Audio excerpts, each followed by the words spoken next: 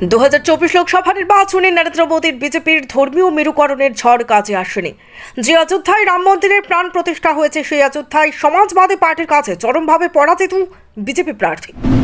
আবকি বার 400 পার slogan দিয়েও নরেন্দ্র মোদীর তৃতীয়বারের মতো প্রধানমন্ত্রী হওয়ার স্বপ্ন পূর্ণ হলো না। ইন্ডিয়া জোট নিয়ে উপপ্রধানমন্ত্রী হতে চলেছেন বিহারের মুখ্যমন্ত্রী নীতিশ কুমার, এমন ইঙ্গিত মিলেছে বিরোধী শিবির থেকে।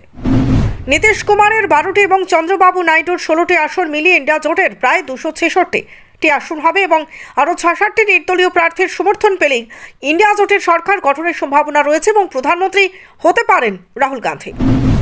240টি আসন নিয়ে সংখ্যাগরিষ্ঠতা না পাওয়ায় নরেন্দ্র মোদীর প্রধানমন্ত্রী হওয়ার ভাগ্য নির্ধারণ করবেন বিহারের পল্টুরাম নীতিশ কুমার এবং অন্ধ্রপ্রদেশের চন্দ্রবাবু নাইডু, যাদের সাথে বিজেপির তেমন বিশেষ ভালো সম্পর্ক নেই।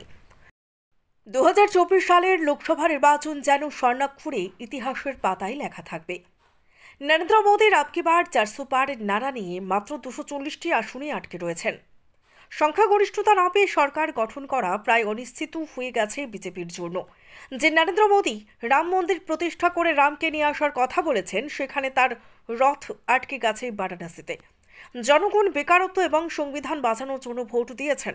সবচেয়ে বড় আশ্চর্য হলো, অযোধ্যায় যেখানে রাম মন্দির তৈরি হয়েছে সেখানে বিজেপি প্রার্থীকে হারিয়ে সমাজবাদী পার্টির প্রার্থী জয়ী হয়েছেন, যা অবাক করার মতো বিষয়।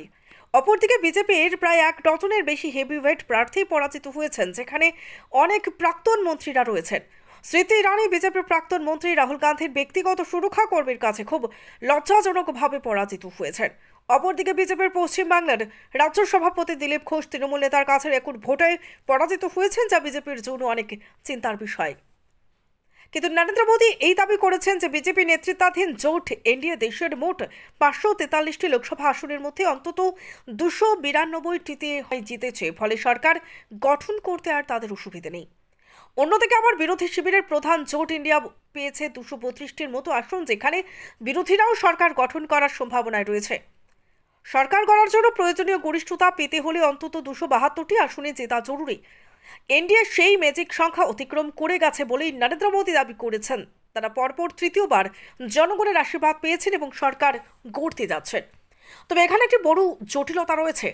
এনডিএর 292টি আসনের মধ্যে বিজেপি এককভাবে পেতে চলেছে 240টির মতো আসন, অর্থাৎ আলাদা দল হিসেবে তাদের আসন গরিষ্ঠতার চেয়ে প্রায় 30 থেকে 32টি কম হতে যাচ্ছে। সুতরাং সরকার গড়ার জন্য বিজেপির জোট সঙ্গীদের সমর্থন প্রয়োজন হবে। আর ঠিক এখানেই চন্দ্রবাবু নাইডুর নেতৃত্বাধীন তেলেগু দশম পার্টি বা নীতিশ কুমারের নেতৃত্বাধীন জনতা দল ইউনাইটেডের ভূমিকা খুব বড় হয়ে উঠতে পারে। ভোটের আগে বিজেপির সঙ্গে নির্বাচনী আতাত এবং আসন সমঝোতা করলেও টিডিপি বা জিডিইউ যে ভোটের পরও তাদের সঙ্গেই থাকবে তার কোনো নিশ্চয়তা নেই, বা তাদের একসঙ্গে থাকার কোনো বাধ্যবাধকতাও নেই। এই পরিস্থিতির সুযোগ নিয়ে এনডিএকে ভাঙিয়ে সরকার গড়ার পাল্টা চেষ্টা চালাতে পারে ইন্ডিয়া জোটও। বস্তুত এদিন বিকেলে ইন্ডিয়া জোটের প্রধান দল কংগ্রেস সেই সম্ভাবনার কথা নাকচ করেনি। দিল্লিতে ইন্ডিয়া জোটের শরিকরা এই বিষয়টি নিয়ে আলোচনা করতে বৈঠকে বসেছেন বলেও স্থির হয়েছে। ফলে ভোট গণনা শুরু হওয়ার পর প্রায় 14-15 ঘন্টা অতিক্রান্ত হলে দেশের সবগুলো লোকসভা আসনে ফলাফলের ট্রেন্ড হয়তো জানা হয়ে গেছে, কিন্তু শেষ পর্যন্ত কারা সরকার গড়বে সে প্রশ্নটার উত্তর অনেকে যদিও কিন্তুর উপর নির্ভর করছে। এই পটভূমিতে ভারতের নির্বাচনী চলচ্চিত্রে সহসা খুব গুরুত্বপূর্ণ চরিত্র হয়ে উঠেছেন জেডিইউ নেতা নীতিশ কুমার এবং টিডিপির নেতা এন চন্দ্রবাবু নাইডু। ঘটনাচক্রে তাদের দুজনেরই ঘন ঘন রাজনৈতিক সঙ্গী বদল করার খুব পুরনো ইতিহাস রয়েছে। নির্বাচন কমিশনের তথ্য অনুযায়ী জেডিইউ 12টি আসনে এবং টিডিপি 16টির মতো আসনে জিতেছে, ফলে দুই দলের 28 জন এমপির সমর্থন পেলে বিজেপি জোটের গরিষ্ঠতা পাওয়া নিয়ে কোনো সমস্যা থাকে না। এরা ছাড়া অবশ্য বিজেপির সঙ্গে আরও কয়েকটি ছোট ছোট শরিক দল আছে, তবে তারা কেউ 4টি বা 6টির বেশি আসন পায়নি। ভারতের রাজনৈতিক পর্যবেক্ষকরা অনেকেই মনে করছেন উদ্ভূত পরিস্থিতিতে কাজে লাগিয়ে চন্দ্রবাবু এবং নীতিশ দুজনেই হয়তো রাজনৈতিক দর কষাকষি করার চেষ্টা চালাবেন। বিজেপিকে বা উল্টো দিকে কংগ্রেসকে সমর্থন করে তার বিনিময়ে তারা কি পেতে পারেন সেটাও হয়তো বাজিয়ে দেখার চেষ্টা হবে তাদের তরফে।